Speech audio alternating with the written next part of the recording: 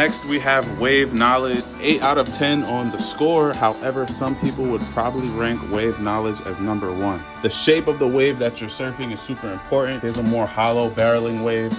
Here's a more crumbling shoulder wave. Wave shape will determine how you're going to surf. You can't force a barrel section on a crumbling wave. You can't force a turn on a barreling section. I tried that before and got smoked. Tide is a really big factor. For me, surfing my local, I want low to mid tide. Why? When the tide is lower and there's less water, the waves have a steeper break to them. I like shortboarding, so for me, low to mid tide is best where I'm at.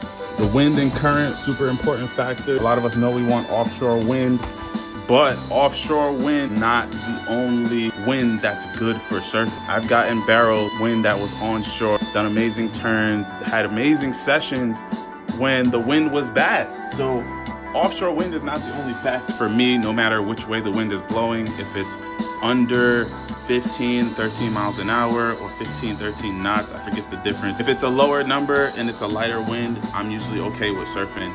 Even if the wind is onshore or side shore, it doesn't matter. The current, the massive factor we already talked about. The current can pull you out of position. The current can put you into position if you know how to use it right. It could also put you in a dangerous spot, so you want to be safe.